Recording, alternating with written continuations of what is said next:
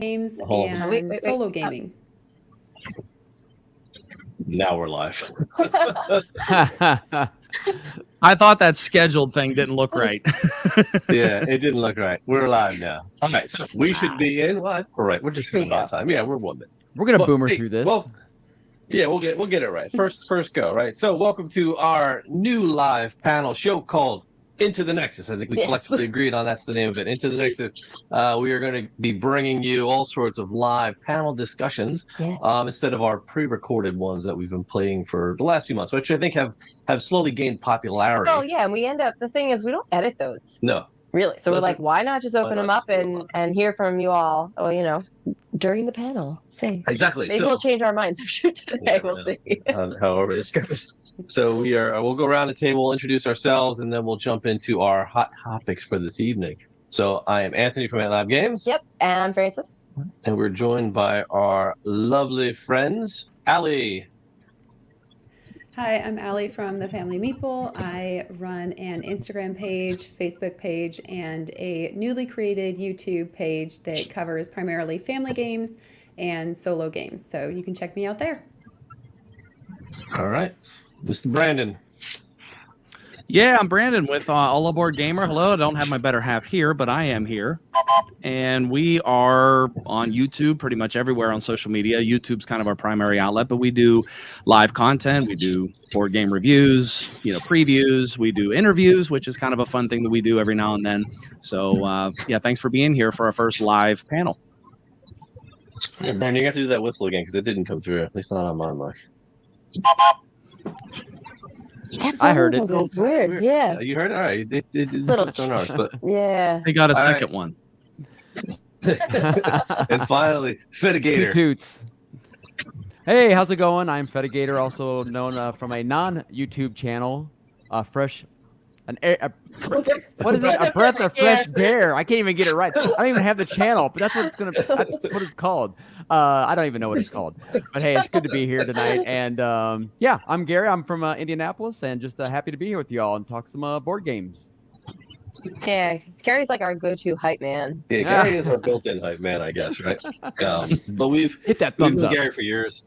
I mean, he hasn't steered us wrong yet, so No. I'm just waiting for the one flop.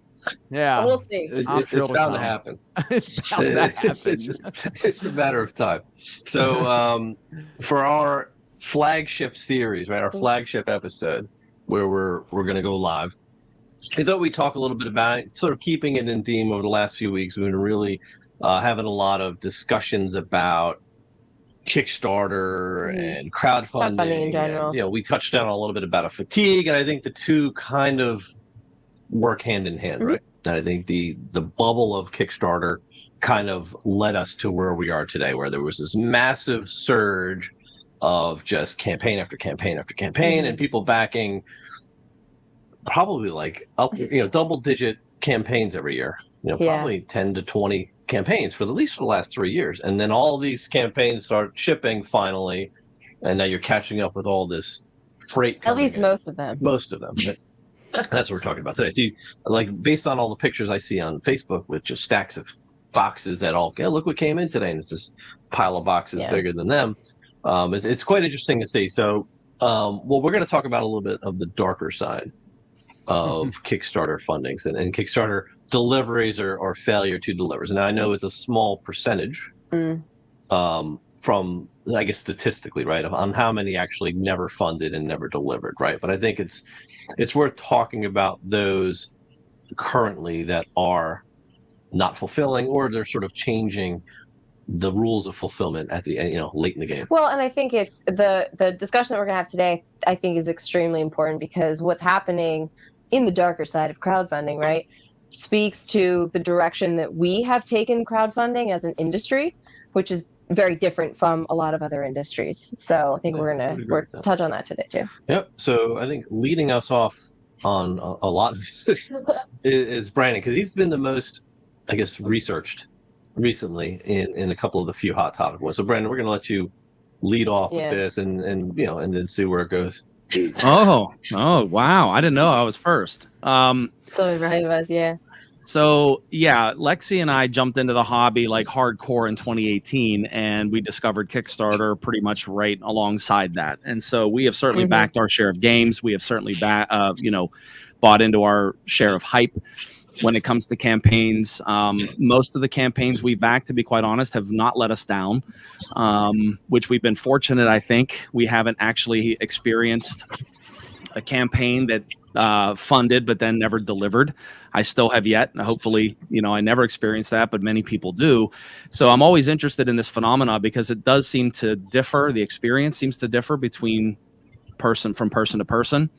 And however, I'm starting to see that with the bubble that we're seeing and with the massive influx of cost, taking their word for it in that sense, there's a couple of campaigns, more than a couple, that are suffering, and companies have gone under, which we've talked about on this panel in the past. And it seems like buying into the bubble but not preparing and not learning lessons from others in the industry have led to some real problems. So the example that I'm going to leverage, that I'm going to use for the most part, is the game Ice. The game Ice is, I think, the first campaign from This Way Games, if I'm not mistaken. I don't remember if I think it's just one. Yeah, first created. Back in, yeah, you're going to pull it up. Okay. So it is the first campaign. It's a beautiful game. It's basically you are leading an archaeologist team, like an expedition, and you are uncovering artifacts in the ice. Now, I do have to say that that's about as far as I'm aware of the gameplay, because I don't play these games in advance for the most part. This was before we really got into hardcore content. And so this goes back a ways. All the projects have been delayed, but this one looks really, really great. I'm excited to actually get it. It does look like it's going to deliver. So this, I don't think, is a case at this point, with a strong emphasis on at this point, that it looks like it's going to fund. However, they just sent out an update recently, and I think this is both a good update. It's a good way to communicate, but it's also indicative of the problem that I think we're going to discuss. The update was just put out on May 4th. It was titled This Way to the Future.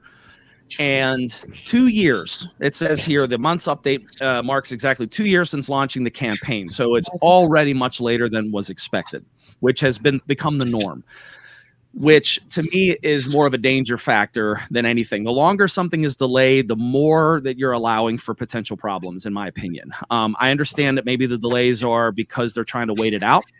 I don't know. I don't run Kickstarter campaigns myself, so I don't know. However, it does look like, according to this update, that the games have been produced and they are assembled. Okay.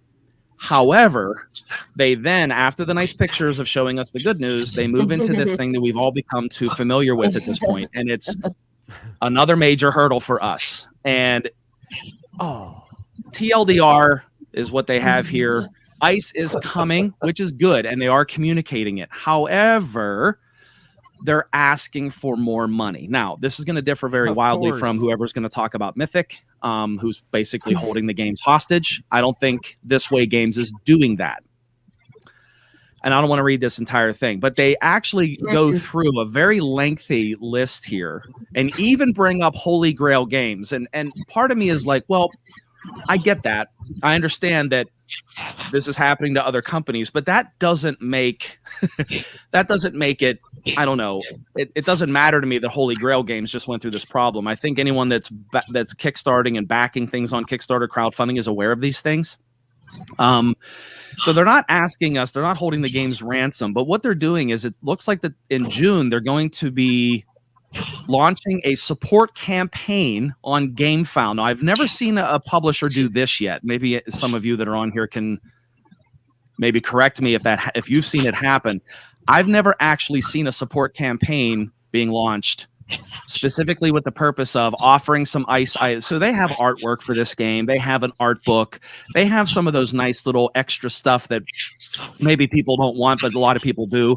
It looks like they're going to be selling those items, and then that money that they're going to gain in profit, they're going to be using to help offset the shipping because they go through it. The cost of materials have increased 100%, the shipping and the freight. We've all heard it over the last 2.5 years ad nauseum, right? We've heard all this before.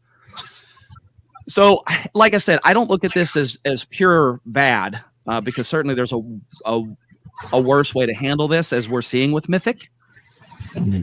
But at the same time, this is a little bit of a bad sign. It's a bad sign that projections are not calculated correctly in this industry. Maybe it's because of the size of our industry. I think, Francis, you said it, or Anthony, right at the beginning, where our industry handles crowdfunding very, very differently than other industries. A lot of the games that are put on crowdfunding are almost pre-orders.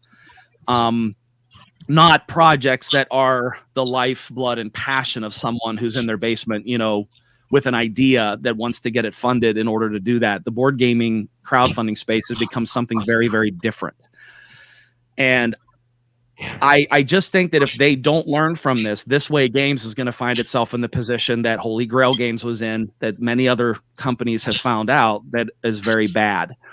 I don't know what we're going to do at this point. I mean, they're not holding the game hostage. They made it very clear that they're not requiring this, which, to be honest, I think is the best way to handle it. I think when you come to your community and you admit what's going on, yes, it does come across as, well, we didn't plan, we didn't, have this figured out. But at the same time, it's not, they're not forcing it.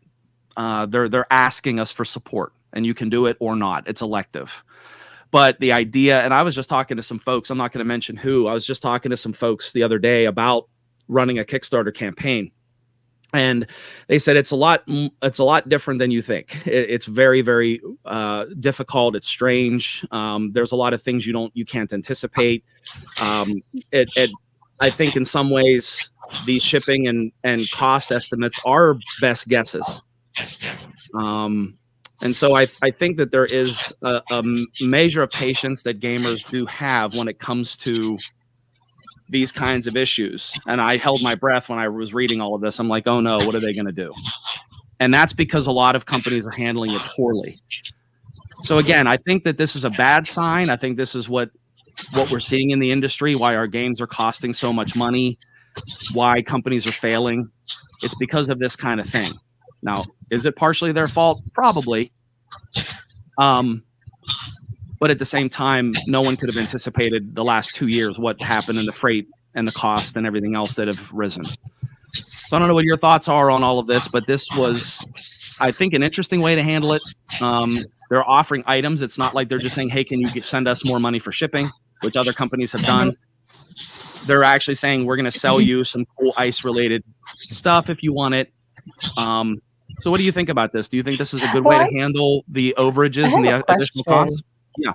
Do you know, Branden, if they're are they because I know that they're saying this kind of support campaign is basically optional, I guess, right? Is that assumed or explicit? Like, if they don't get the next wave of funding that they need, maybe to fund the shipping costs or whatever it is this thing just gonna go kerplunk, or like what's gonna happen? No, here's what they said here. Real quick, Branden. Real quick. Yeah. Anthony, it's your mic. It's the one when you muted, the echo went away. So when you're just not talking, you can hear it. Yeah. Wait, say that again.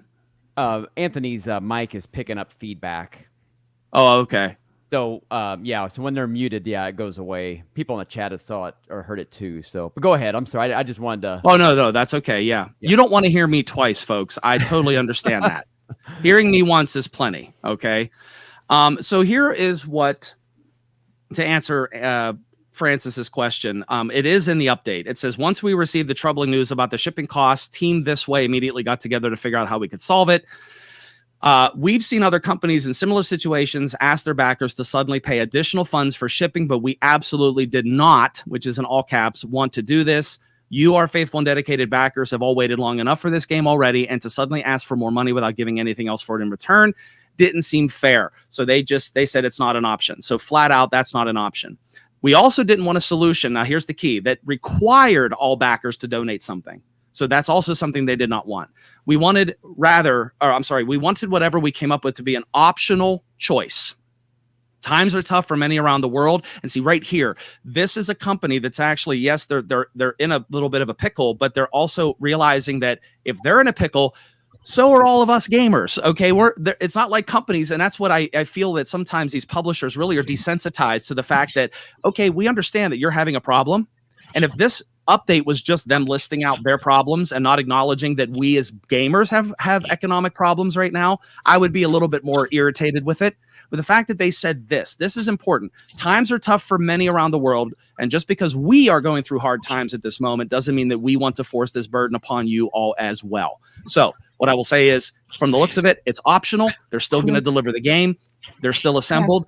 And I personally think this is a good way to handle it, even though the cause for this is not good and is taking down other companies in this space. So what if they don't get the money that they need? What if everybody goes, no, I'm not going to do this? That's kind I don't know. I was thinking, but it sounds like hopefully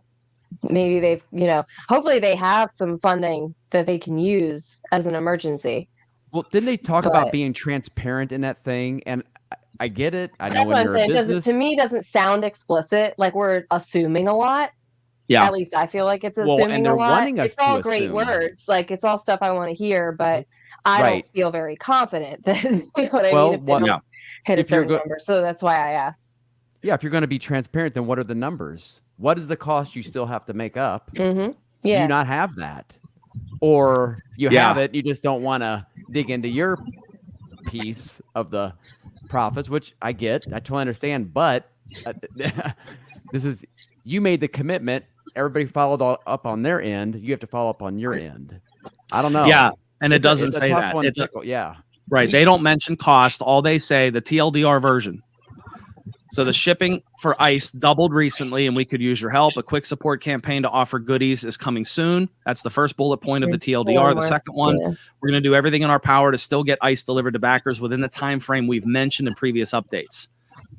So yeah, you're right. There is a little bit of ambiguous language being used here. There is also there's always, I think, a chance that it could fall through. Gary, I think to answer your question, if in theory they would get zero support, which I think you would say is probably improbable. I think they're going because there's actually going to be extra copies of the Founders Edition of ICE being offered as part of this additional support campaign. And there's going to be people that missed the campaign that want to, because they put this big magnetic board together. I mean, it looks like a pretty fun, good game. There's probably going to be people, but to answer your question, if they didn't get an ounce of support, could they do it? They probably could, but they probably wouldn't survive as a company. That's what I had someone late recently tell me, a small indie publisher on Kickstarter. They said to me, we could probably deliver the game, but we wouldn't exist as a company. We'd all go back to our day jobs.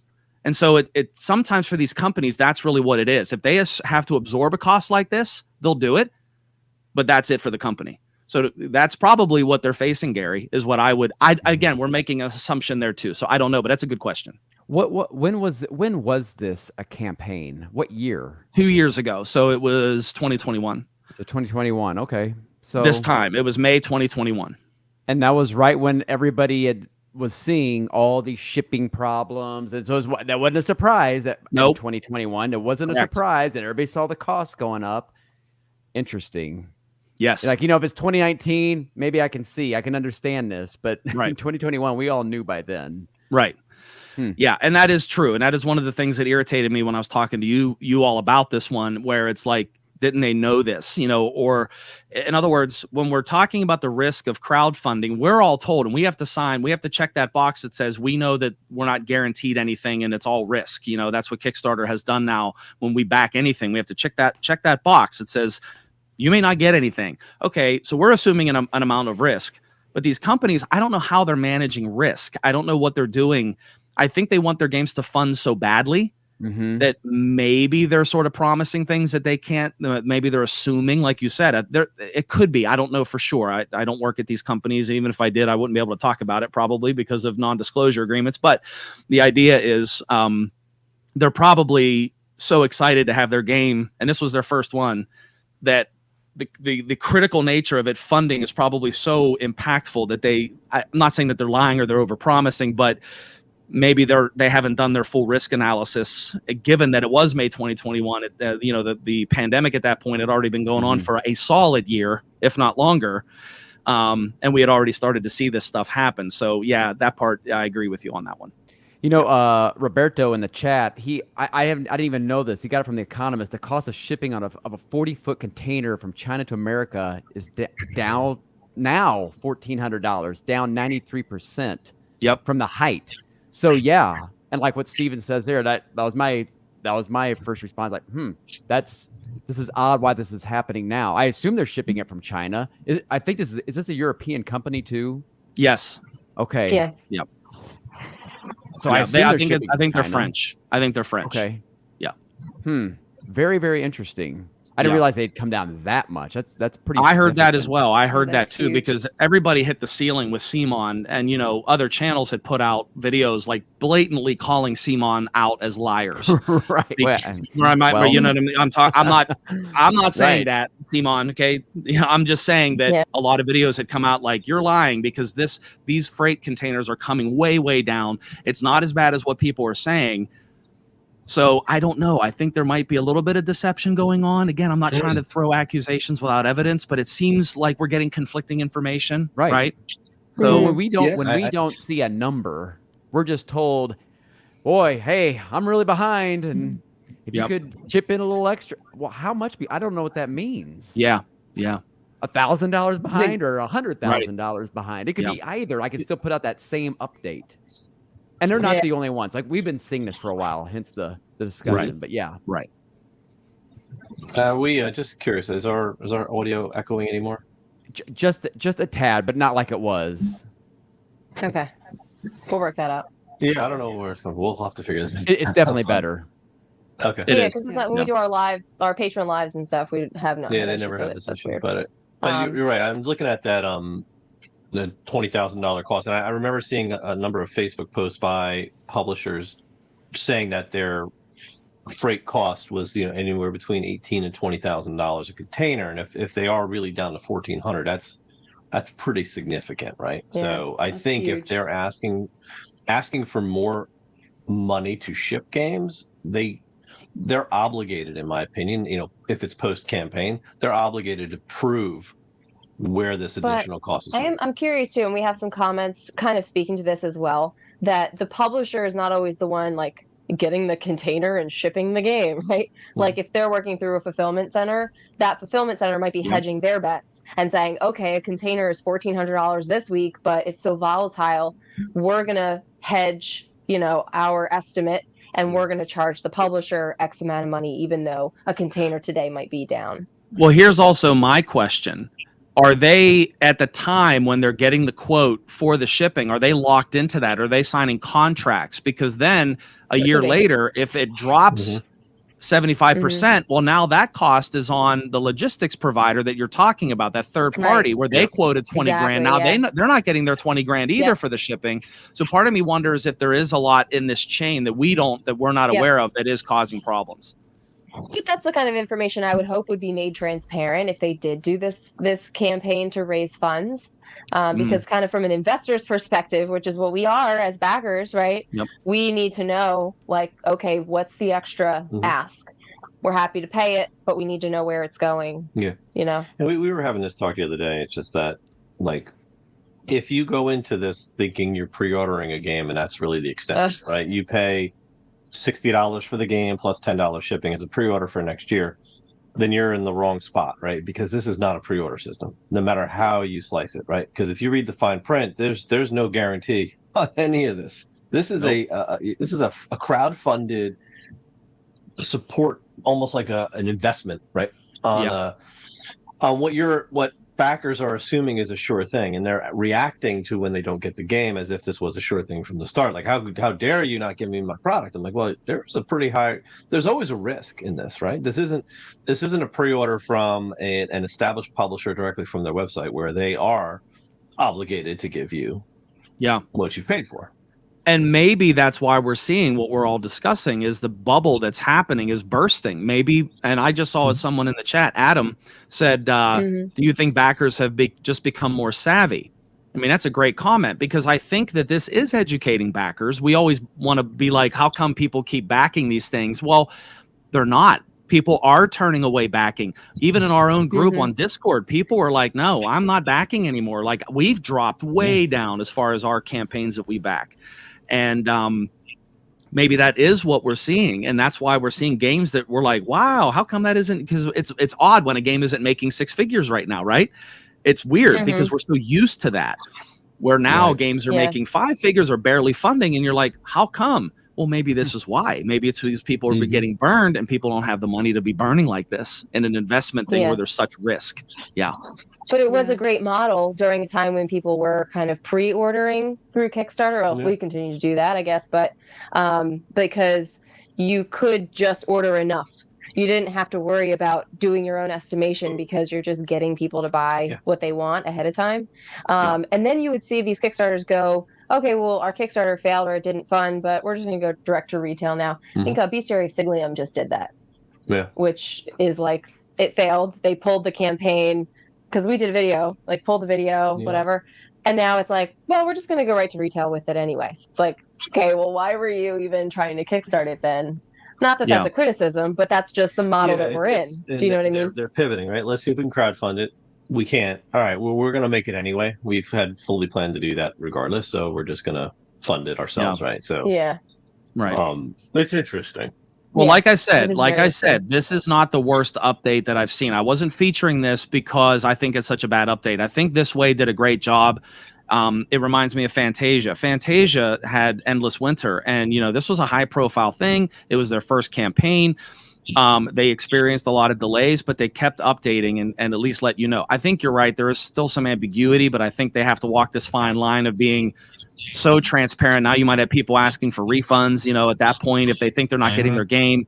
So I think they're trying to walk a balance, but I've seen way worse updates than this. So just so we're clear, I'm not criticizing This Way for the communication. I think the communication is very necessary. But like you said, without knowing, well, how much are you going to need? If shipping costs went up 100%, give us what are your costs? Like if your cost was 15 grand and now it's 30, well, that gives us a gauge. It helps us understand, and maybe they don't want to do that. And maybe that's information that we don't need to know or whatever, but you're right. It is sort of up in the air now as far as how much support they're going to need. But from the sound of it, it is optional. And it's not going to hold the game hostage like we've seen with other campaigns. So, like I said, I've seen far worse. I think that's really good. I think that's probably best case scenario in a situation like this. I think if you're holding a game hostage, it's probably the kiss of death for your company at that point. To be honest, because who's going to back with you again, right? Right. It just I wouldn't. Like, why would you even bother taking that risk again, right? Knowing that they're not going to come good. With delivery, it's a shame. Yeah, I was just reading through. Mythic put out another update just on Friday, actually, which I don't know if we've talked internally. I don't think we talked about Mythic yet, right? Yeah, no, and I don't. I mean, no. We should kind of maybe go around the room too and just kind of talk about what our backing habits are. Yeah, anyway, maybe. Curious. Yeah, why don't so we can start there. I mean, let's start with Alli, because we know she backs a lot of games on GameFound. So we'll make her big. Hold on. There, we made you big. No, so I mean, kind of like Branden said, I got into the hobby really heavy in 2020, and that's when I really discovered Kickstarter as a way to get new games. And so I really hadn't backed anything until 2020, and I started backing a ton then because you were in, mid-pandemic and all these cool games were being funded on Kickstarter, and I went a little bit crazy and backed a whole bunch of things. And I have since backed off pretty significantly, and I've really tried not to back a lot of games this year at all. And anything that I know is going to make it to retail, I've pretty much decided not to back and not add that stress to my life, because I found myself getting stressed out with trying to follow these campaigns. When is it shipping? They said it was going to be this date, but it's not, and they're not giving updates. And I was constantly checking, my Kickstarter app on my phone, trying to figure out when these things were going to come. And to me, that just isn't worth it. Like, if I can get it in retail, or even if I can pre-order it from some other company and just pre-order it and push it to the side and say it'll come when it comes and not have to worry about it. That's sort of my preference these days. The only thing I've backed, I think, recently was I backed Tirna Nog from Grand Gamers Guild. So I backed that one primarily because I like the theme. I like card games that are kind of in that weight, sort of light to medium light. And that one looked really good to me. So I think that's one of the only things I've backed this year, but I've got several waiting. What are you showing, Brandon? Yeah, what is that? Oh, Inheritors Oh, from the you say chat. Nothing. Inheritors, Sean somebody is was in the asking about chat. it, yeah. Yeah. Sean is in the chat. Sorry, I'm not trying to interrupt you, Allie. I promise. Yeah. No, that's fine. But yeah, I think I've got maybe 9 or 10 games that are still outstanding from Kickstarter that I'm waiting on, but I try to sort of stay off of it now. Did you say 9 or 10 if I games can. on Kickstarter you're waiting on? I think so. Yeah, I'd What have to have look you them been up. waiting Like for the longest, do you think? I think the longest one right now is probably La Granja, the deluxe master set. It was supposed to be delivered in December and they hit some delays, but they've been really good about communicating. It's Board and Dice is doing that one. Yeah. And so they said it was probably going to be March, and now it's looking like June, but they just sent an update that it's shipped out on all the containers and on its way. So it's looking like June now. And, you know, it is what it is with those things, and you have to expect delays. But what would make you back more on Kickstarter now? And I ask this question because maybe later we can get into a discussion about like what is the incentive to back as opposed to just getting the game first, which doesn't even happen usually. But that's also an expectation that people have of backing, is that I'm going to get it first or at least sooner than retail. But we've imposed that on ourselves. Nobody ever promised that. So what would make you back more? yeah, I don't know that anything would make me back more right now, because I'm also just generally speaking in a buying ban where I'm not supposed to be buying any new games, just from a budget standpoint and a collection standpoint. Like my shelves are all full. But like with Tirna Nog, I have backed from Grand Gamers Guild before and have pretty high confidence in them. So that's one of the reasons that I decided to back that project when I let sort of some other ones slide by. And like I said, if I think it's not going to come to retail, then I'm more likely to back it, because that's kind of the only time you can get it. Or if there's a significant difference in the price to back it versus getting it at retail. So a lot of times I'll back like the games from Kids Table Board Games, because I know that they'll fit well in our collection with my kids, and you'll get all of the Kickstarter deluxe editions of those for a cheaper price. And it is actually cheaper to buy it with the Kickstarter. So like that's kind of my two things that I go on. Is it going to make it to retail? And then is it going to be significantly more expensive at retail if I don't back it now? Cool. Yeah. Yeah, I think that's an important thing to note. Yeah. All right. What about you, Breath of Fresh Air? Well, a breath of fresh He is a breath of fresh air. my YouTube channel that doesn't exist. Yeah. You know, I put in the private chat one of the Kickstarter, probably the most recent one that I did. That's basically. Did you want me to share that, Gare? You can share that. Okay. It's Alba. It's by, was it Inside Up Games? Yeah, that one. They did Subterra. Oh, okay. And Subterra 2. They did and Newspeak. they also did, yeah. And There was something they just did. man, so that's 272,000 pounds. So I looked it up. That's about $345,000. And it was a book, kind of like a choose your own adventure book. Lots of cool stuff in it. They were even going to have an app. And as it went on, in fact, I think this is what you'd have to go back up. Is this 2019? It's got to be. This was estimated delivery March Back in 2021. March, Yeah, 2 years so March ago. 20. So maybe March of 2 years ago. yeah, about 3 years ago, just Oh, recently. look how So much it made too. yeah, it made a ton of money. Well, it kind of ended up seeming like, I mean, obviously they had the book. You can actually get it digitally, which that doesn't work for this kind of That's stuff. not the same. Yeah. No, not even remotely. I mean, this book was going to be thick. So they overpromised and they fell way behind. And then, of course, the, pandemic, everything hit. I don't know if. Well, actually, I take that back. I mean, Pandemic was already kind of was going on when the Kickstarter was happening, and then you had 2021. Here we are, 2023. At the end of 2022, so just a few months ago, kind of everybody's like, "Where's our book? We haven't heard anything. There's no updates." And the guy who was doing this, there was like an update. Most of my team has left. Then it'd be a long space. Then it was just me.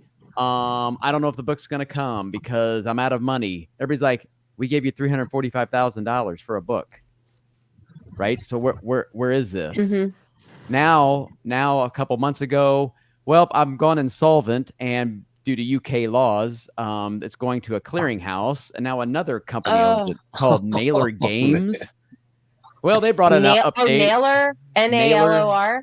Yeah. They've done. Why does that name sound familiar? Oh, yeah, why that name sounds familiar. What have they done? Like, check our email. Well, they've definitely done a few games. It again? Okay. So they bought this, I think, more so. Okay. I don't know. I'm just taking a guess. They probably wanted the rights to Subterra because that's a big game. A lot of people like that game. Magnate. They did Magnate. Magnate. That's right. Sorry to interrupt, Garrett. No, it's all right. Yeah, because we covered that. Yeah. Which was really good. A really good game. But it was a very expensive game. It was. And I also don't know if you can get it. Yeah, continue, Gary. No, that's all right. No problem. I know a lot of people in this campaign also, because they didn't get Subterra, also back Subterra as an add-on. Well, the most recent update is, you're probably not going to get your book. We're going to try. We're going to try to get your book. Everything's always, we're going to try. We just heard it from Branden. Well, I would hope we're going to so. try to get your game. We're just not really sure, It's so yeah. Which really baffles me. Yeah, I mean, it's just a book. Like something you've been working on for years, and you can't give a good status on where it is. You know what I mean? Like, right. Yeah. Well, I just want to. Go ahead, Gary. Sorry. I was just going to say, it came across to me. Could be totally wrong, but it came across to me. The funds that came from this were used to back end the other other games that probably had a running debt or something. And next thing you get in this cascade, and there's been multiple companies that have got into this. We had a contractor like that once. Yeah. Yeah. So the next thing you know, you don't have your game. And, so Alba, the choose your own adventure. It's almost like a Ponzi scheme, right? Where you're taking all this money and you're not using it for what you said you were going to use it for. You're doing other things with it. Right. And then nobody catches you until people start calling you back for their investments, right? Or calling you out for where's my campaign, where's my game now? And you're like, well, hey, that money actually didn't go to your game. It went to support 3 games ago. Right. And there's nothing left. Yeah. And then they go insolvent, and then none of those games get delivered. Right. Adam in the chat said, do you think indie publishers will suffer? Well, where's Adam in the chat? It's there. 9:04 p.m. Right there. Just right there. Oh, this Adam one here? Yep, there he is. Well, because I can do that. It shows. Hey, look at you, all screen. fancy with your live stream and stuff. And yes, I do. It was so funny. You. But I think this is an important point, because this is one that I think about a lot, and I'm not. We don't back a lot of Kickstarters. We used to. Well, I should say you used to.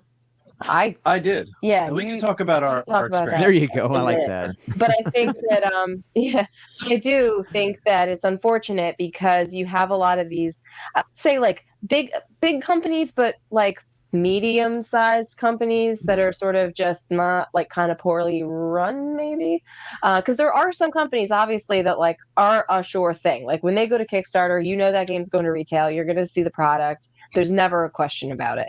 But you do have some of these companies, especially with the bigger games, the minis, multiple components, and I think that the indie publishers do suffer, because you've got the guy in his basement. I don't know if we were talking about that earlier this week, right?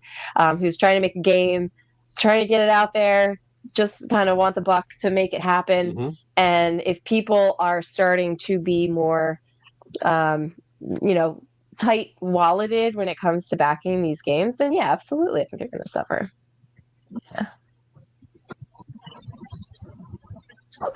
Right. So let's take a second to kind of just look at comments here, because there's a lot of comments. Chat saying Yeah, here. you got the chatty. Yeah, Awesome. Chat's busy. it's been blowing up pretty good. It's a lot of people agreeing. For sure. Just rolling down to see the last few. Kickstarter publishers should pay more economic games instead of just rolling the die. That's what it seems like is happening. Like they're just like Exactly. No, it should produce soon. Maybe we'll get it to you. I Right. don't really know. But there's no answers, and of course, See, like a failed depending on operational logistics game on Kickstarter. I will loan them. I will loan these Kickstarter publishers my copy of Smartphone Inc. Yeah. Okay. Right. Yes. how is that, by the way? Is that a good game? It is. It is. Yes, good. that's a great game. It's very good. Yeah. I look We at have it the as a game we have the every time we update.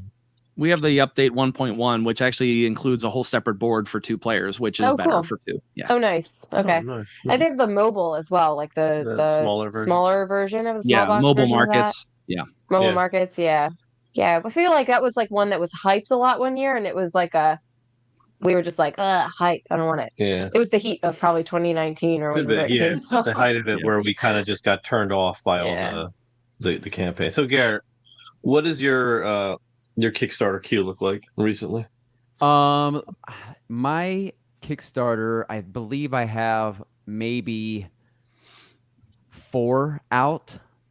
I have really scaled way back. I got the Grand Carnival, which I know Allie's a big fan of. And I had a couple of like $1 backs, and then at the last moment, like the Age of Comics was one. The one with the dog race, like in the Antarctica. I forget what it's called. Through ice and snow or something like that. And so yeah, only about 4 games I believe that I'm really Alderman. That's another one I have coming. I did back that one. I'm very interested in that. But you know what? I've just basically learned that unless I really, really want that deluxe stuff, and I mean I gotta really, really want it, I'm just gonna wait because now the way some of these games are going, Amazon's getting them before the backers are getting it. So I'll just buy it on Amazon for $20 cheap and free shipping and 2 days later. So you know, I that's where I've kind of gone. I mean, I don't back any more CBON games. I can't deal with that. It's so much bloat for me. I know a lot of people love it, but it's just you get awesome. I got 10 packages sitting here at my door, and I'm gonna play the game like once or twice. And that, I don't know. I just can't do those games anymore. They just don't do it for me like they used to. So then I feel like they're just sitting here and they're taking up space. So yeah, my Kickstarter. So basically, you know, I now that I think about it, it's like 3 on Kickstarter, and I got 1 on GameFound, and that is The Hunt, and I wanted The Hunt. So I know it's going to be the same price when it basically comes out on retail, but I wanted to support that. I like Matthias Kramer, and I like the Watergate. So I love the World War II theme. So I really wanted to get that submarine game, right? That's the submarine game. Yeah. Yeah. Yeah, I'm interested in that as well. Yeah, I see the Trekking Through History. Hey, that's a really good game. I was really going to just say that apparently what you're repping in the back is very important. So you got to make sure you hand pick what you're putting back there, because it represents you and your channel, Breath of Fresh Air. I'm reviving it. All right. You moved. Yeah. Well, you actually moved, and now you're out of focus. Yeah, focus. Put your hand up or something. Talk to the hand. There you go. There you go. I think that's better. All right, so we'll jump in and talk about our Kickstarter history before we ask for Branden, because I'm sure he's got a longer list than we. So I think like the last time I remember you backing something on Kickstarter was actually when we started getting into games, and you were waiting for, I think it was Endeavor. Was it Endeavor Age of Sail you were waiting for? That was one of them, yeah. Was one of them. And when it finally came in, you were like, I've been waiting for this forever. And I think it was like a year even after. The longest game I waited for, believe it or not, is a game called The Dwarves. Oh, okay. Is that the one that came in with the laser punch that you had to like No. Those are all of my GMT games that I get that I have to not GMT Victory Point games, I think it was, where you used to get the napkin when you punched the cardboard because it was laser cut, and you would have all the soot on your fingers after you got punching them, so they would tell you to wipe them off before you punched it. It was ridiculous. It smelled like It smelled like a bonfire when you opened the box. It was crazy. Like they laser cut these things. It's insane. But no, that was that one. So as you can see, these games date pretty far back, right? So the Dwarves, I think it was a 3 or 4 year wait before I finally got that one, and it was like I think I still have it, but it was like, and I've seen big boxes of it too going on for sale more recently, but it's literally like almost like where the monsters keep spawning in. I forget what the name. There was a game like this and you just have to kind of like manage the waves of monsters coming in. I'm almost like, not like tower defense, but kind of. But there was a Heroes game. I forget the name of it though. That was very similar like that, where just every round more and more monsters would spawn. But in this case, you're dwarves and you're just trying to stop the flood of monsters coming in. It was okay. I played it like once or twice, and I'm like, and I waited 3 or 4 years for that, and I was just like, that really kind of soured me, because I'm like, I've been waiting years and years for a game I backed, and when I finally get it, you get so excited to play it. You play it, and you're like, that really wasn't worth waiting that much time and spending all that money. Right. And Deborah was good. I thought you really liked that one when that one came. That was a really good game. So I there are some good ones that you get But then I've learned that the games I really want, they all go to retail anyway. They do. The games I really want, right? There's very few that just don't go to retail. So I haven't backed a game in, I can honestly say, years. Years. Yeah. Well, and we're in a little bit of a different situation too, because we do get to pre-play some of these games because we work with the publishers and stuff. True. So as content creators, it's a little bit different. But yeah, I think but it's still important to kind of think about, like, what are the kind of games that you would back. And I know I wouldn't. that's what I'm saying. I wouldn't back. It's not that you wouldn't back them, but worth it. But yeah, I mean, it's like we talked about, like we've been talking about the last few weeks, just the volume of games that are just available in retail to buy.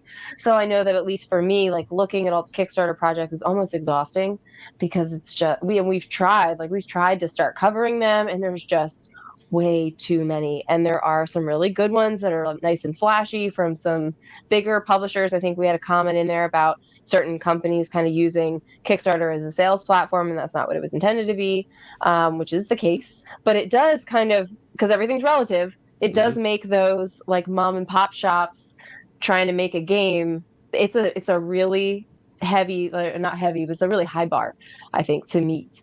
And even for me, like, because I'm judging this is where the money's going, but that's why I kind of look at Kickstarter more as an investment.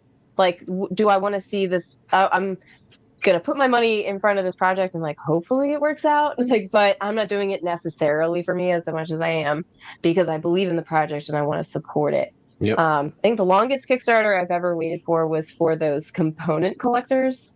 Was it Coco or Dogmite Games? Oh, when they did those little wooden containers.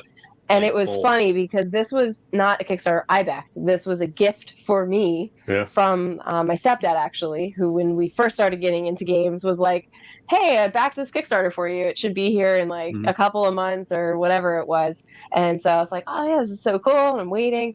And it became a joke because every year on my birthday, he'd be like, well, here's the update. Like, that was my gift, kind of. And it finally like arrived. I think it was years. It had to be 3 years later.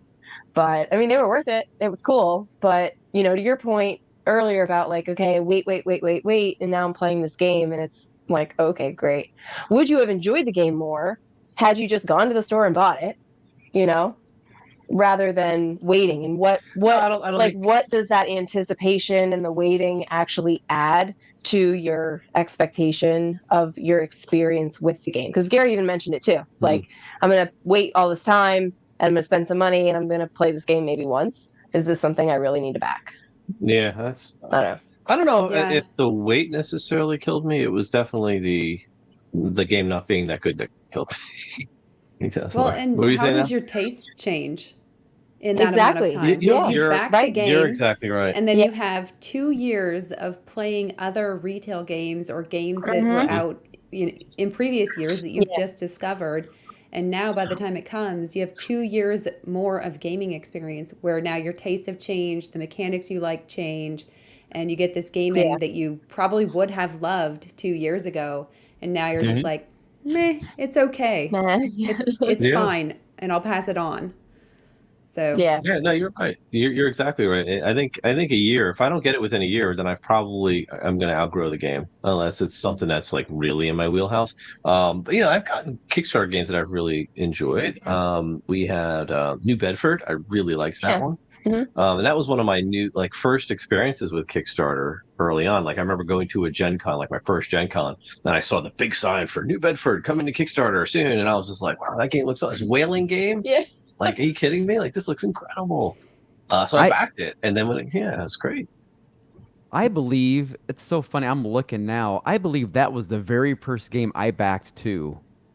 See? Oh, really? Yeah, New Bedford. like Yeah, it was a soulmates, man. fun little game. Yeah. That And I think it was reasonably priced too. That and I don't know if you remember the card game called Epic. It Yes. was. I hated it. Yeah. It was like they're trying to make a magic killer. Oh, it was epically bad, is what it was. Yeah. I remember going and I didn't even have the game yet, but they had it at Gen Con one year. I went and I'm playing it. I'm like, oh boy, did I make a mistake? But at least it was only like $20. Don't play Epic card game. It's terrible.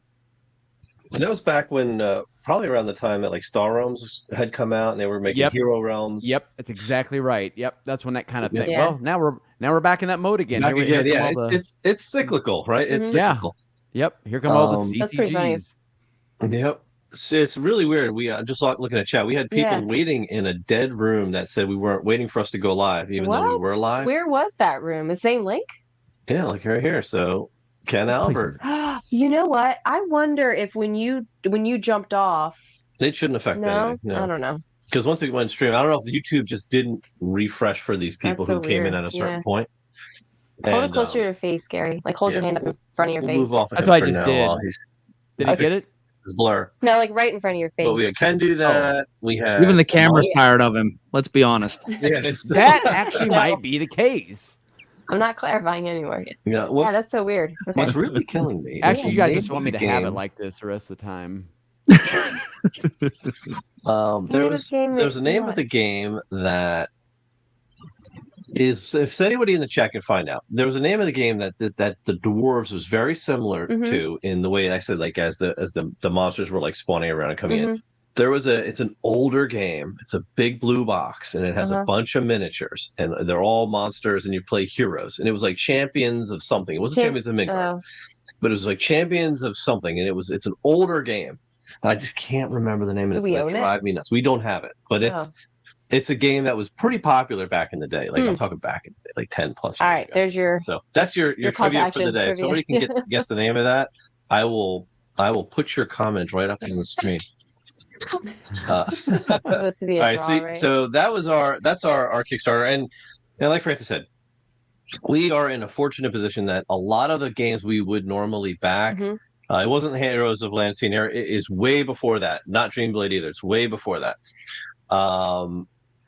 We are in a position that most of the games we would probably back 2 or 3 a year, and the games we would back, we do prototype coverage of, right? Because we have good relationships with those publishers, designers. Yeah, it's not Champions of Faith either. This is going to bother everybody, but I love you trying.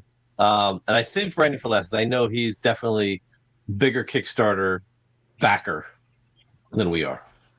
Yes. So where are you at? Yes, I am.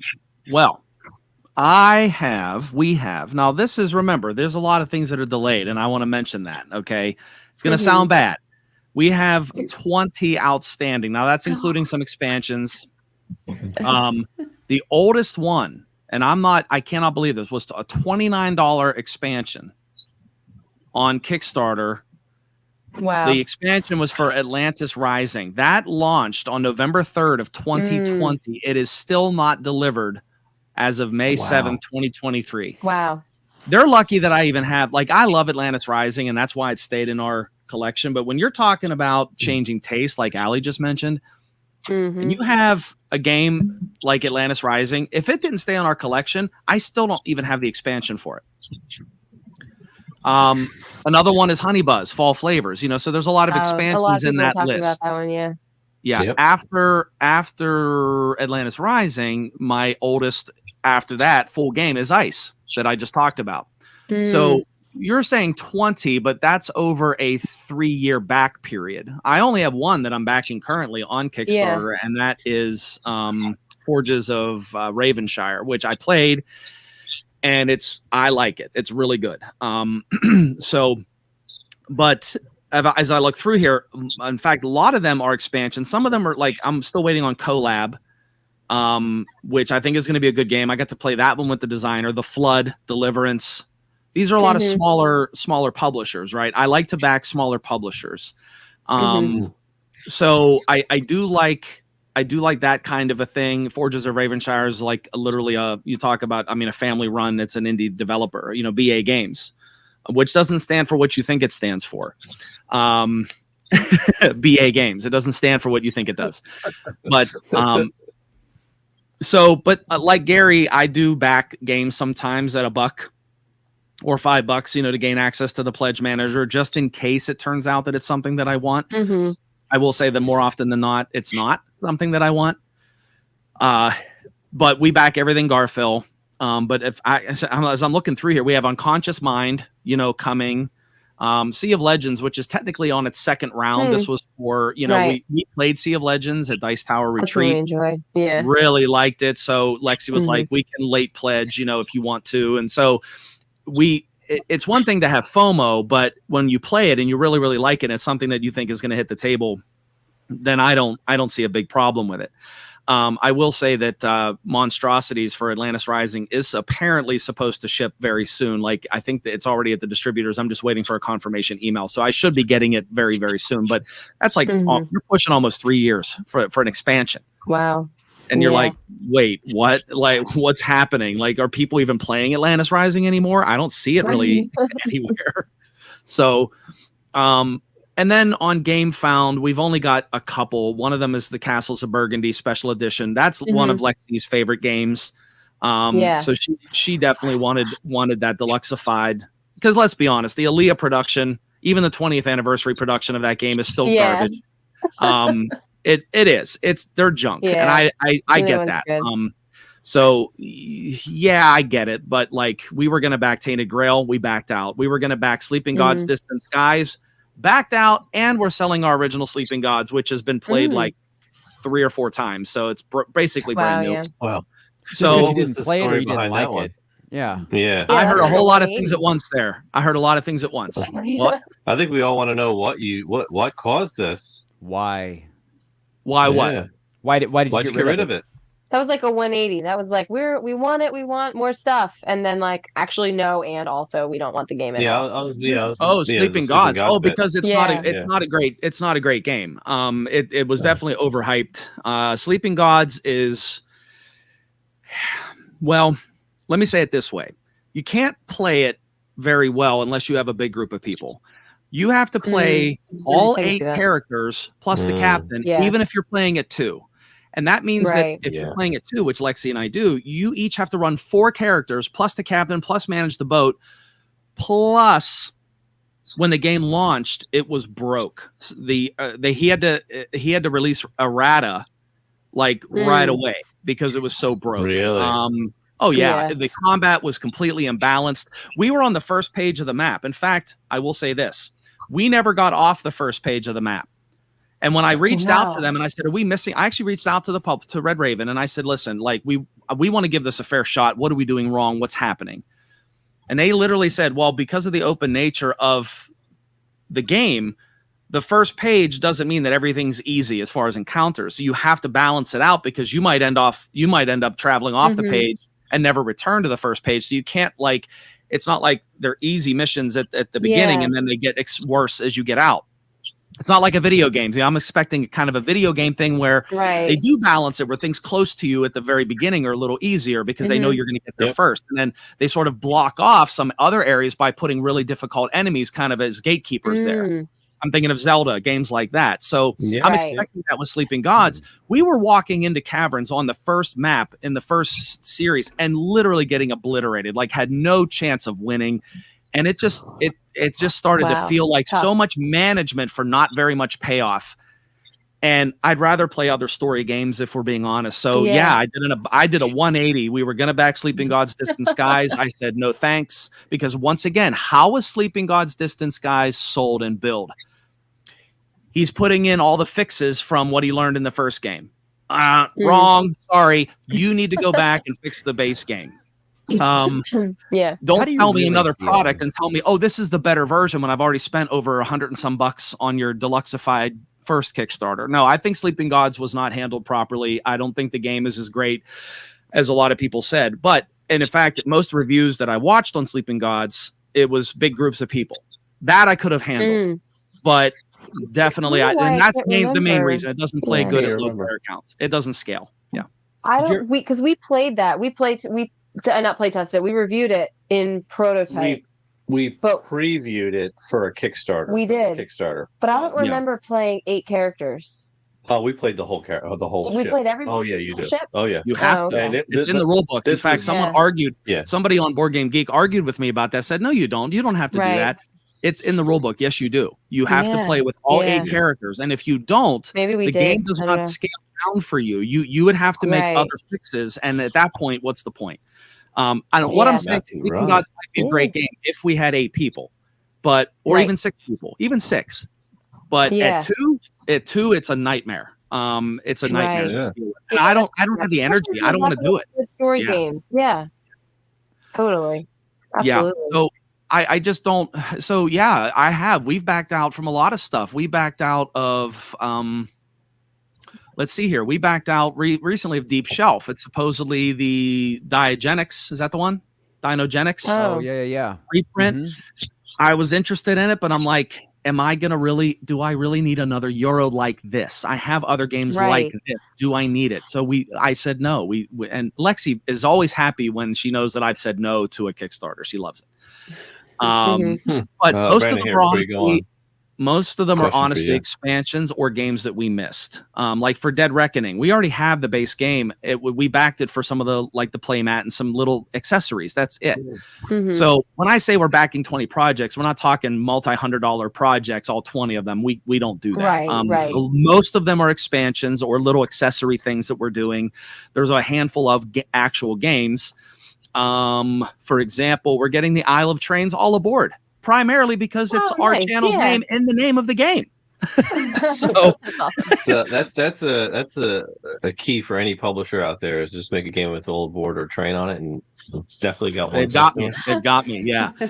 Skyrise. Skyrise I'm looking forward to from Roxley. Voidfall. Oh, yeah. Very much looking forward to Voidfall from David Turchi and Mind Clash, the big epic space 4X. You might say, well, how's that going to get played if there's just 2 of you? These games play well at 2. They've balanced it. Voidfall is going to play well at 2 players, just like Eclipse Second On for the Galaxy. Games like that can play well at 2. So, but again, most of them are expansions. Now, we have had a couple deliver recently. Tiny Epic Vikings just delivered, kind of out of nowhere. We had, what else just came in behind me is the Valor and Villainy, Ludwig's Labyrinth, which I've seen people responding to our unboxing. Our unboxing videos don't usually do that well, but that one's doing a little better because it's such a new game and a lot of people are interested, and we've been waiting a long time for that one too, from Skybound. So really interested to play that one. It looks really good. That seems to have a nice following. So it's nice to see some of these games finally coming in. But then other things like this Monstrosities from Atlantis Rising, you're like, wait, why is that taking so long? It's like, and I like Elf Creek. I mean, I love Merchants of the Dark Road. I like Honey Buzz. I like Atlantis Rising. All of that stuff. Is it good, that Merchants game? That's another one I've picked up. I like it. Alli doesn't like it. She would probably say, I think for her, she said it was a 5 out of 10. I really like it. Yeah, and some people really do like it. Yeah, go ahead. I want to ask Alli her opinion on it, but first I want to hear Randall wants to hear your hot take on other Red Raven games. People like to hear your hot take, so what would you say? I didn't know if I really had hot takes. I just have very, very passionate takes, maybe. Now or Never is good, but it's very long for what it is. Above and Below is still good. Don't let anybody tell you otherwise. Above and Below is a fantastic game. It plays very well. Now or Never. I mean, sorry, not Now or Never. Here and There. Far. No, Near and Far. Can I just say Here and There? I'm sure Here it's and There's the hot take. I just let it out. That's right. Next When game. and where? Here and There. To and fro. I'm iffy on it. Who and what? I'm waiting To and for. fro. Yeah. Ebb and flow, right? There you go. Oh You my just, like, gosh! designed his Moon and next three sun, games. sun and moon, stars and shine. Yeah. Oh no. So Near and Far is still, I think, his best campaign game. Sleeping Gods, I think, was too big, too much. Yeah. Above and Below is a really good, solid game. I used to introduce people to the hobby with Above and Below. It's got some very clever, interesting mechanics with the people and the dice, the way you explore and do all of that. It's very good. Other hot takes. Did you like I don't really. What's that? How'd you feel about Islebound? Islebound was the first Red Raven game we ever played, and we still have it, and we love it. Okay. It's not great at 2. It has a little third player ghost ship that sort of just floats around, but it doesn't really do much. His games aren't great at 2. I will say that most of his games are made for 3 and 4. What about the space one? Oh, Empires of the Void 2 is probably my favorite Red Raven now game. that's Yeah. a whole I like different. that one. That's a whole That different is ballgame. It's probably my that's a favorite, superb game. In fact, that was the first video that I ever watched from Ant Lab Games was Empires of the Void 2. Oh, is it really? I was like, look at these two. Look at these two. Look how classy Look at they how are. Look colorful how circles. professional they are. They must That's really one of love their each classics. other. Honestly, I was That's like, so Lex, great. check these two out. They're us. Was that back in the couch days of Ant Lab? I Yeah. think it was in the Might have couch been, might days. have been, Yeah. Actually, no, It we was. might have been. That might have been in the farmhouse. I don't know. Yeah, It was- that was like it's- really old school. It's funny to see your studio now. It's very like dark and moody and just has this cool lighting. Back then, it Legit. was so bright and happy and white I know. everywhere. It was so cheery. Yeah, we've been tainted. Tainted I think by it's the hobby. reflective of your mood of the industry at this point. Yeah. Like, Like suck once all you the see happiness the out whole of mood lights come out, it's over. It's all Yeah, downhill yeah. from it. there. Once you get a Who knows? Yeah, I really do like Red Raven. Like, Yeah. No, Sorry. yeah. never. I really do like No, Red you're Raven. right. I don't have too many other hot takes. We have a lot of their games, but Sleeping Gods was a major letdown for me.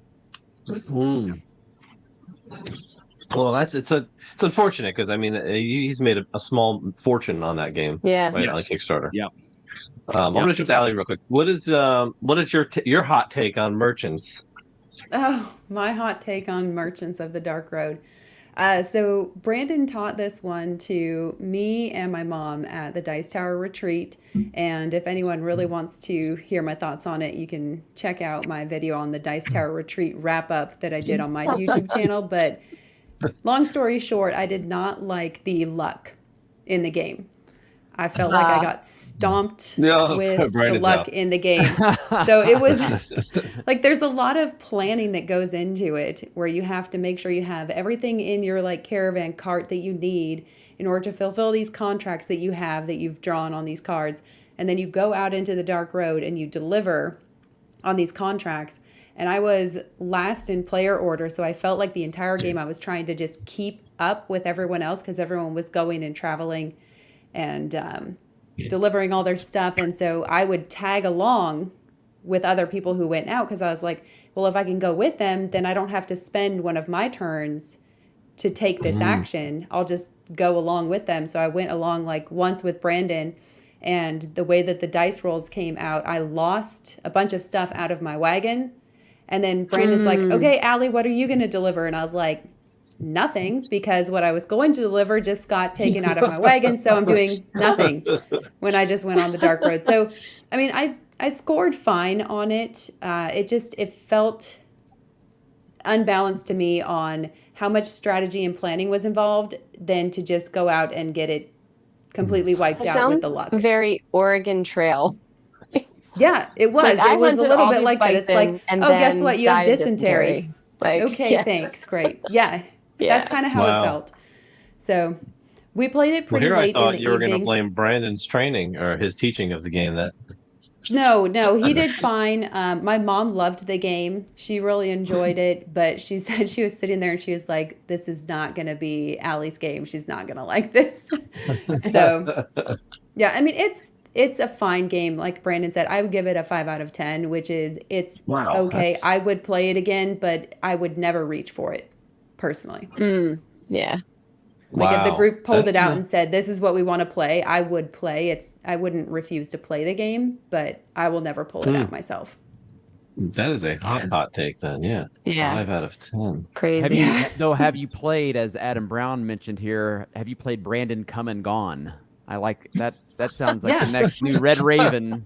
You're welcome. Yeah. I did that for you. You're welcome. Yeah. He's back. Funny.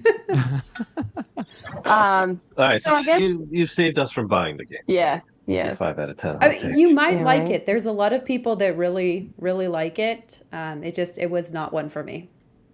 All right. It is so good. And you know what? Your friends at Bones Collector really like it too, Allie. That's fine. It's okay if other people like games I don't like. I I'll know. have a I'm whole just- bunch of games that other people hate. Oh, maybe we'll We we'll won't. look to We trade won't for it mention then. it. Yeah. I wanted to ask if anybody knows what's going on with Chai Tea for Two. Because that's one that, even though I don't back Kickstarters, it's probably one that I would have, like, I'm always looking at these 2-player games. So when I think Anthony was telling me, like, oh, yeah, Chai Tea for Two, that's one that's not, like, they just fell off the map or something. I was like, oh, I thought that was out already. It definitely is not. And it looks like they just stopped talking to everybody Yep, about what's going they did. on. They hired somebody else to do their talking. I think his name is Dan. Or Dave or somebody. He did a great job. But something happened and they never communicated. They were another one of these folks that Oh. Gary, I think, was talking about, where they were robbing Peter company to pay dissolved. Paul. Got you. Yeah. Yeah, they were robbing Peter to pay Paul, and I think that caught up to them. And just because it was the two of them, I even reached out to them on Facebook just to be transparent, and I never got a response. And I didn't Really? suspect that I would. It's very sad. It's sad to see something like that happen, because that situation prior to this Mythic situation, that situation was probably the most inflamed I've seen yet up until this Mythic Yeah. thing. Well, it's surprising because Chai was, such a popular game. I won't say it was a good game because I haven't played it. Yeah. But it was, I've been interested in it. So, but funded and Anything tea delivered, right? related. The first But one? yeah, It did. in retail. And having the expansion. The expansion did too. So High this Society or High Tea or sounds something. like Wow. it seems like High it tea. should have been a sure thing. So that's why I was curious about what, was going on Yeah, with like it. how do you get to your third title and all of a sudden you're like, we've done this twice already, but what was it, just luck? And the Right. third They one, didn't. just- Here's the thing, though. They didn't get to their third title without the problem. High Tea, they were saying, was used to help with shipping and funding of Chai. So, like, I think it so just it was this. they kept was just regressing and it built caught up. up to them and I it fell see, apart. okay. Yeah, Right. that's what I right, think. Right. That's what I believe based on the so- evidence. Yep. So Matt. Says company Matt dissolved, Ryan yeah. said they dissolved. So, Yeah. and I saw some interesting comments on Facebook about it, and like one cat's in there saying, "Yeah, but they're really nice people." And it's like, I don't really care if they're nice. Well, They took sure, our money yeah. and they're not giving us a game. Like, all bets are off at that point. You could be the nicest people in the world, but when you take somebody's money, you don't deliver a product. That's it. Like you're done. Yeah. I'm really curious, and I guess I would be curious to see how a lot of these projects Mhm. and the associated publishers would fare in front of the Shark Tank, So, like, if right? you pitch, hey, this is what in I'm- an actual pitch, Yeah. right? yeah. Because I think that as backers / investors, the Universal, we don't really ask a ton of questions about what the financial state of the company is, what the plan actually is, what happens if it does. There's that little risks piece on the Kickstarter page Mhm. that's there are some risks.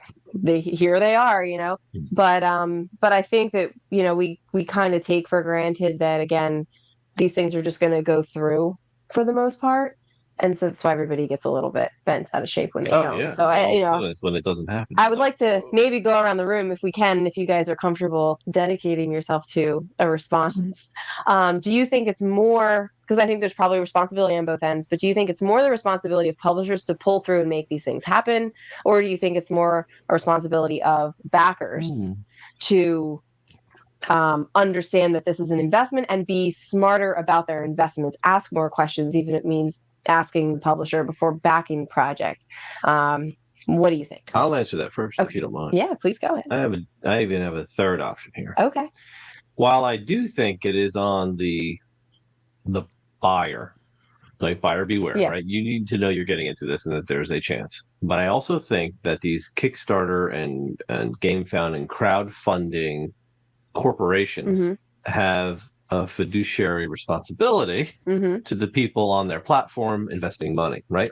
So why are they not vetting out these campaign people, publishers, for example, and say, okay, you want to open up a publisher? You want to do a campaign to sell your board game? Where's your business plan? Show me what your goals are and how you plan to fulfill this, and then get approval or not. And if they're coming into it like, well, I don't really have a plan, we're just going to hope to see what we get. They're like, yeah, I don't think so, buddy. And save, like, I don't think any of them are getting, because based on the campaigns I've seen on Kickstarter show up, like, some of these people have no idea what they're doing.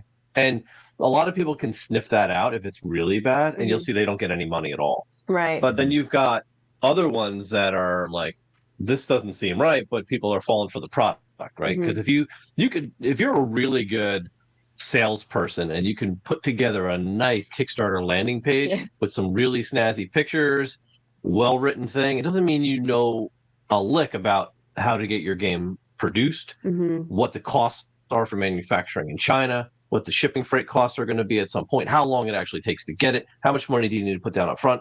They may not know any of this stuff, and they think they do, right? And then all of a sudden you've got $300,000-$400,000 of backing, and you've miscalculated by 30-40%, and you're screwed. So then you're starting a new campaign, and then a new campaign, and Kickstarter's like, I don't care. It's not our problem. We're just giving you a facility to do it. I just think that they need to have a little bit more culpability there. That's my take. So yeah, I like that. Right. We'll jump to Alli. What are your thoughts? I think I'm with you that there's a little bit of onus on both of the parties. I struggled like really hard with the Kickstarter for Everdell, just lack of transparency from the publisher. And so you just never know what you're getting into, even if it's a publisher that you've backed from in the past. And that can be challenging for people. So if you're not willing to take on that risk, if it's going to stress you out, having that kind of hanging over you, not knowing if it's going to fund, if you're going to lose your money, then Kickstarter is probably not the place for you. Like I backed Flourish from Starling Games, and it delivered, I think it was on time or early. Everything came as expected, no bumps at all in the road. And then they had this huge campaign for the complete collection for Everdell, and it was just delays, and lack of communication. And people started getting really worried about, are they going under? Are they going to go bankrupt? Are we going to ever get these, games? And at that point, you're talking about people that threw $200 plus the shipping, so $300 at something. And it's a big difference between taking that risk and saying, okay, here's $50. If it doesn't pan out, it doesn't pan out. Versus I gave you $300 because you came to me as a reputable publisher who I could trust to deliver something, and then maybe you will, maybe you won't. So I think it's a little bit on both. But if you know going into it that a certain percentage of your funding is not going to go towards the campaign that you are launching, that information I think should be put up front. That says, hey, we're launching this new game. 80% of the funding will go to manufacturing this new game and producing that. The other 20 is going into the business to help with, whatever they want to say it's for. But if you're not going to use the funds for what I'm backing, that should be something that you disclose, I think, to me. I completely agree with Alli, and that's entirely where I was going as well, because I think that if this were a real investment, and you would have to see a business plan, you would have to show like, what kind of money do you have on hand? What do you have in the savings? What are you doing to mitigate the risk? so that you're not putting it entirely on the investor, which is, me. Yeah. I just think Kickstarter doesn't care. Well, of course they don't. They're like, whatever you get, we're Kickstarter going to get our doesn't care. commission. Yeah. Yeah. Oh, And the whoever's making the game, they care, I'm sure. yeah. But at the end of the day, they're like, oh, well, you do Right. the risk. I couldn't do it. I Right. failed. Sorry. Money's gone. Yeah. I had to eat. Yeah. 3 years later, they spend that money. Like, it goes somewhere. All right. Yep. Gare, you're up. And I'm still blurry. I don't know. You are, yeah. I don't know. It's a I don't know what filter, happened Gary. there. We know your secrets. It's my filter. That's a great question. I haven't really thought of it like that. I guess my thing is just simply put, look, going into this, like you said, well, it kind of goes back to what we were just talking about with the ice game, right? Mhm. Well, what if I'm part of this? I'm backing. I'm part of your team to get this made until I get my product, right? I assume and they make it sound like, hey, we're in this together and we're gonna use your money and we're gonna do this. So I'm a stockholder, right? Stockholders get access to funds or numbers. I understand. I understand there's not gonna be a full transparency. I get that. I understand that. However, when you come and do these kind of things, you need to show something to your backers. Yeah, it's going to get out, but that's not my problem. That was your problem. Just show us some numbers. But I think still at the end of the day, going into these Kickstarters, look, it should be plastered on this. You might not get your product, right? You might not get your product. And in saying that, if I'm going to back and the publisher's saying, I still think the onus is on them. You got to get this out. You put the plan out there. You put your idea out there. I put money toward it, even though I know I may not get the product. At the end of the day, you got to get me that product, right? That's the transaction part of it. That's the transaction part of it. Yes, I know there's some nuance in here. I get that. But, just answering your question, for me, it's on the publisher. I gave you money. Yeah. I want my product. And then until that doesn't happen or does happen, then, the onus is on you. But yeah, it would be nice if Kickstarter could kind of facilitate some of that. They could by saying, hey, they don't have to. They don't have to. It's actually a brilliant business plan. Kudos to the Kickstarter people. They figured it out. I wish I'd figured that out, right? Yeah. But it would be nice if they had a little something to put the onus, even if it's, I don't even know how they could even do that, but you get some portion of your money back if the thing fails, but I know you're dealing with worldwide businesses and that money's already gone by the time it fails. Right. By the time you know it's failing, that money's long gone. Yeah. Because you're not hearing about it until it's over. I would, as you switch to Branden, if we have publishers, I know Matt was in there. I don't know if he's still in there. If we have publishers in the chat, let us know your thoughts on this and whether, if there's anything that maybe that we're mentioning that is not reasonable for a publisher to do, that would be helpful for the conversation too. So please feel free to chime in. All right, Branden. So I've been thinking I like going last in some instances. It's nice to hear all of this. I actually think, coming from the video game space and seeing how much power the consumer actually has. I'm not going to mention a certain national brand right now that is in dire straits because of poor business decisions. I'm going to just say that. But why that's so important, why it's so crucial, ultimately is because it's proving that the consumer actually does have more power than these corporations. And what we need to understand about this is not an investment, because you're right. First of all, when I invest, I'm also diversifying. I'm not putting everything into high risk. I'm putting some into sure things. I'm putting some into medium risk. I'm putting some things into some high risk. And that depends on my age as well. When you're younger, you can afford more high risk things. But Kickstarter's not an investment. It's either an all or nothing thing. You even see it on the campaigns. This is an all or nothing thing. If it funds, cool. If it's not.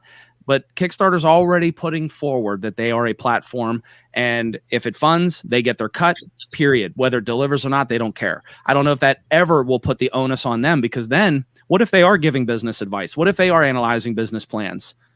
they could be held culpable. They could be held liable for that. So I don't think that'll ever happen. So what I will say maybe isn't the popular thing. I think this is on the buyer. And several people have said it in the chat. Buyer beware. I think we have the power. So here's the thing. Maybe more people are going to back at $1. And I've heard people complain about that. Oh, if you're backing at $1, well, this is a luxury thing. You shouldn't even do that. No. This is my money. This is not your money. Okay. If you want that shiny metal trinket that's going to be at a certain level you put your money in, that's your choice. Don't tell me I have to back more than $1 when I'm concerned about my investment, my stewardship of these finances. Yes, it is a luxury product, but I still like to buy some games, but that doesn't mean I'm just going to throw money at you. I think there needs to be more risk analysis and risk assessment. This whole FOMO thing, is that the publisher's fault? If you're that easily tricked by clever marketing over and over again, maybe it's not the publisher. They're trying to make money. They're doing their job right. Okay. And in our society, in our economic system, I don't fault. Now, if you're lying, right? If you're manipulating, if you're putting out sure, that's not okay. Okay. Ethics is important to me. But if you're doing everything right and you're showing the product and all of that, and you just can't help yourself because of FOMO, I'm sorry, man, that's on you. Like you need to, and I know this is probably a hotter take, and I'm not saying this because to be a hot take. I'm saying it because I actually think they're asking us for money. That puts the power fully in our lap. We have the power. We say no. Now they have to scramble around to try to do something different. How many projects have you seen that have canceled? And then they end up funding because they've done better. They do better. Yeah. When a project cancels, I cheer because you know what? Something was wrong with it. And the consumer said, no, we're pushing back. We have the power, not you. So I really do think the onus. Now, is it 100% on the backer and 0% on the publisher? Of course not. I would never say that. That's silly. Yeah. Of course, there's a lot of onus on the publisher to follow through. Okay, and don't use the escape hatch. Well, Kickstarter says they're just a platform and I don't have to deliver you something. Okay, don't be a scumbag. That's not ethical. That's not capitalism, and that's not okay. Okay, I'm sorry, that's not okay. So there is onus on the publisher to do right and not manipulate. Don't just take the money and run. And look, this isn't the only industry this happens. And I remember my parents bought into a camp. We went to a family camp when I was a kid. I loved it. And it was in Pennsylvania. And I think it was called Plantation Park. And it's still in existence, but it's under different ownership now. But it was sort of like set up like you bought a share, like almost like a timeshare thing. They didn't call it that back then, but you bought into the campground and you could come and use it whenever you want. Well, the first owner up and ran with all the money. And it ruined like all the investment, all the money that my parents put into it. And then we couldn't go there and go camping anymore. It's just like, that's what I feel like some of these Kickstarters, that's not okay. But I still think that it's on us to understand the risk. It's on us to do the research. Do you actually need a fourth campaign game that costs $500, $600, $700, $800? I don't know. Maybe you do. That's fine. Some people back, by the way, and they're content creators. Some people use their content creator dividends that they get to buy these games so then they can bring that content to people that are interested and excited about that game. So you're always going to have people buying these big, expensive games.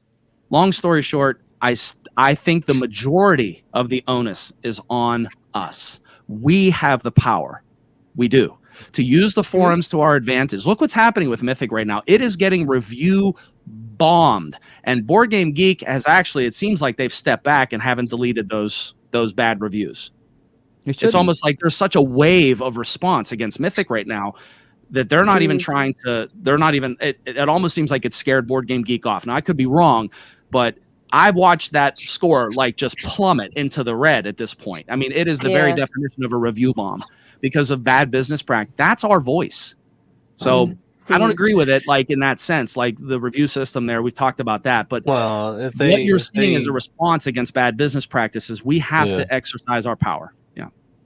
It almost seems like you need a section to rate publishers on Board Game Geek instead of rating the games poorly. Because the game might be great and the publisher might not be. Very good. Yeah, but they conflate. It's like it's conflated because you have nowhere else to voice. Yeah, there's nowhere else to put it. So you see that all the time on games, and it really hurts like the designers of the games in particular. And maybe they only went with that publisher once, and they have this great game that has this really low score because something happened with the publisher, either during production or during fulfillment or just separate from that entirely, and now their game looks bad. Yeah. Yeah, I think it's a slippery slope if you have them deleting bad reviews, right? Because if they go in and start deleting bad reviews, how are they going to not go in and delete the good reviews that are going in there? Yeah, that are fake. By the publishers themselves, right? Because there's a ton of people who pump up a game, and there's a bunch of people who put down a game, and I think if you're going to put a review out there, they should leave all of them up. I would never take down a bad review. Which sounds like a great topic for probably another live session. Pressured by a publisher. Just put that out there. As he makes Branden big. So let's see. We have a question from Randall in the section here. So let's see. What do you think about projects that cancel and then fund on the second or third try and still review poorly? And I guess I could clarify this a little bit, or Randall can clarify this for us, because we see projects cancel in a couple different ways. So either they don't fund and they cancel at the end of the campaign, or they haven't met some secret goal by the time they hit 2 days and they cancel the campaign and then relaunch it again some other time. I see that happen as a content creator. We see that happening more, I think, than just a game not funding by day 30 or whatever it is. And I mean, it's really frustrating for us as content creators. From what we've seen with regards to fundings, right? Like when a publisher puts a game up, and just from working with them, and we kind of see it early when they're going to pull, but they look for a certain probably first, second, third, fourth day performance, right? And if that isn't trending the way they want, they've probably already made up their mind that they're going to cancel the campaign at some point, because it doesn't start slow and then go progressively up and then taper off. It's like it comes out of the gate screaming and then it tapers off. That's just how it goes.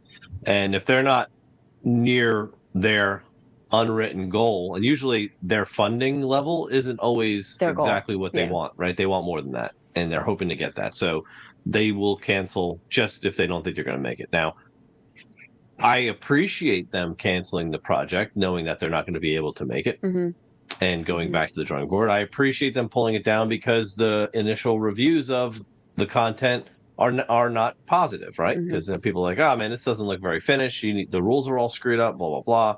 Yes, you should cancel too.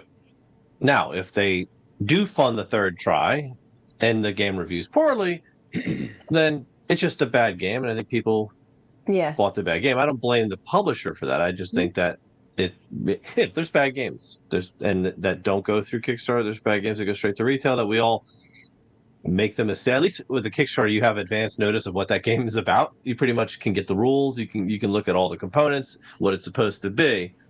And if you basically know what you're buying way ahead of time, then you get the game and you're like, well, I don't like it.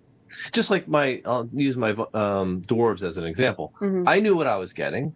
I got the game. I played it. At that point in time, I didn't really like it. I would have reviewed it pretty poorly, but I don't blame the publisher for that, right?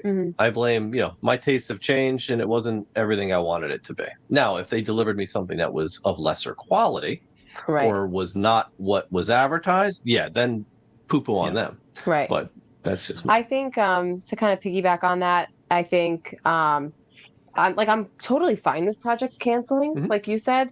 And I don't necessarily think that, like, if they review poorly on the second or third try, that's really on the publisher. I guess they want to keep trying. I would say again, as a good investor, seeing if you want to back this game, maybe see what the last campaign's reviews were, who was reviewing them. Did they get a whole new set of reviewers this time? To try and give them better feedback, maybe. I don't know. It really kind of depends on, I think, the company as well, because we tend to see some weird stuff with those, like I said, medium-sized companies that all this weird stuff tends to happen, versus smaller companies with smaller goals and more niche markets that we don't tend to see these kinds of issues as much, surprisingly. So I think it just depends on the campaign. I'm not necessarily turned off by a game that's like, we tried to fund and it didn't work, and now we're trying again, especially if it's been a year or so and they have taken some of the feedback and fixed things. I actually respect that a lot. What do you guys think? Yeah, I agree. If you can tell that they've taken the feedback in the comments and their learnings from the first campaign that canceled, or even the second campaign that canceled, and incorporated that into making a better product, and trying to handle whatever it was that caused it not to fund, then more power to them. Mm-hmm. What do you think, Brandon? And I don't know where Gary went. It's just I'm here. old My face. camera I was trying to fix it and it just shut off. I'm like, oh, forget it. I'll just leave it on my avatar. The camera is fully rebelled against Yeah, Gary's it's fully face. it is the complexion. I just couldn't get it right. So, so I actually have an example of this in a game that has not yet fulfilled is Collab. In fact, it was called Collab Relaunch. And when you actually look at Collab from Portal Dragon, I actually played this game on Tabletop Simulator, and I also have a little caveat to talk about with Tabletop Simulator because a lot of games that are on Kickstarter have now a Tabletop Simulator module or some kind of module where you can go in and try it. And so if you're finding yourself really struggling with backing poor games, maybe you want to leverage something like that to start taking a look at it. It does give us an advantage in some Good way. point. But anyway, Collab Relaunch, when he was at Gen Con, when John was at John Meatling was at Gen Con, and this is in the update, so I'm not saying anything that's like not true. They had a good response, but it says here, quote, after much consideration and encouragement from both the comments online and the reviewers, promoters, and fans we met, we've decided to relaunch the Collab campaign. Almost every person we spoke to about the game has been confused at the current progress of the campaign, and we don't want any missteps. So this is a company that admitted that they were making a mistake. They weren't communicating properly. They wanted to avoid the missteps and simply canceled it to avoid the problems. They relaunched it and it funded without any problem. And I played it. It's a fun game. Collab is going to be fun. I'm very much looking forward to it. And so I think that I don't think a relaunch will necessarily speak to the quality of a game either way. You might play Collab after the relaunch and you might hate it and think it's a bad game. I never played the first iteration of it, so I don't know. So it's one of those things where I guess it's a lot of unknowns. I've never really seen a campaign get canceled 3 or 4 times. I got to be honest, that's new to me. I've only really ever seen it happen where it got canceled once and then it relaunched and then somehow it funded. And I feel like maybe that's just a sign of lessons learned. At least that's what we're hoping, right? We're hoping it's lessons learned. And I think people are excited to back something like that when they see the improvements, when there's something tangible. If nothing changes and they just keep canceling, just trying to force the funding, well, then and then it reviews poorly. I mean, I don't think reviews of games are necessarily tied to how many times a game is canceled and then relaunched on Kickstarter. I don't really have any data on that, so that part of it I'm not sure I can answer. But I do think that there are legitimate times where you need to sort of regroup. And I think that knowing when to do that is a wise move. I think that most of the time that's probably showing some great wisdom. Because remember, these people are excited to put out their projects. They are excited about this game. They might even be more excited about it than you are or I am. So it's not like these people don't want their games to come out, especially these indie publishers. I love working with them because they are just so passionate about what they're bringing. And like no one wants it to succeed more than them.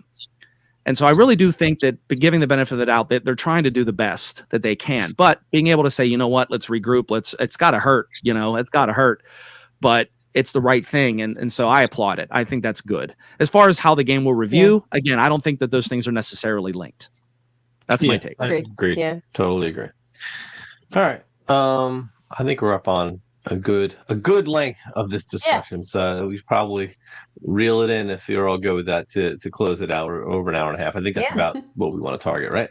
We can probably go on for another hour. Just keep on easily. Talking, but easily. But we're gonna save it for next week. I think we're gonna try to get this on a regular schedule and just kind of get out here. And I think it's a lot of fun chatting it up with the live chat because there's a lot of great feedback. Like real time. Yep, absolutely.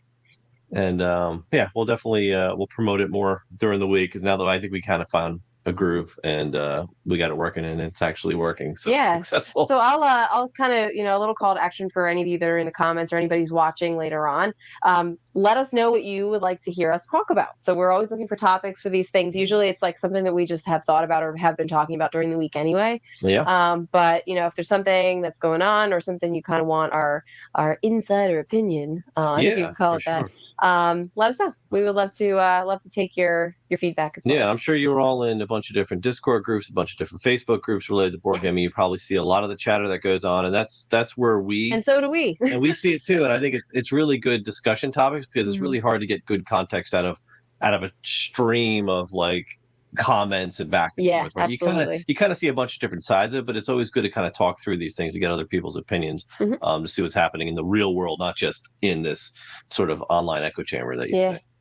Absolutely. Yeah. And we will, I think we have some other friends and stuff that if you've watched our panels before, we've brought on a couple of other friends from our creator circle that you'll likely see pop up in future iterations of this live stream. I mean, Mike from Board Games for is One in was the chat, I think. but he should have said, hey, I'll join your live. So he's probably going to be on a future episode for sure. We've had Carlos sure we can get Carlos back on here for a live at some point. He's like the king of live, though. Maybe we'll get Lexi to join us. Yes. Yep. Yeah. For the next one, it'd be great to get her.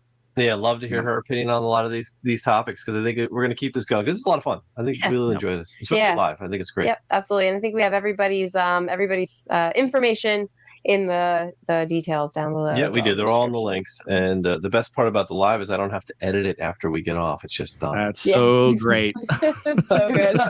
I make one thumbnail and it's done. All right. Yeah. Thank you all. What a great way to cap off the weekend. Yeah. Great talk. Had a lot of fun. All right. Have a great week, Thanks, everyone. everybody. See you later. Have a good care. one. Yeah. All right. Bye-bye.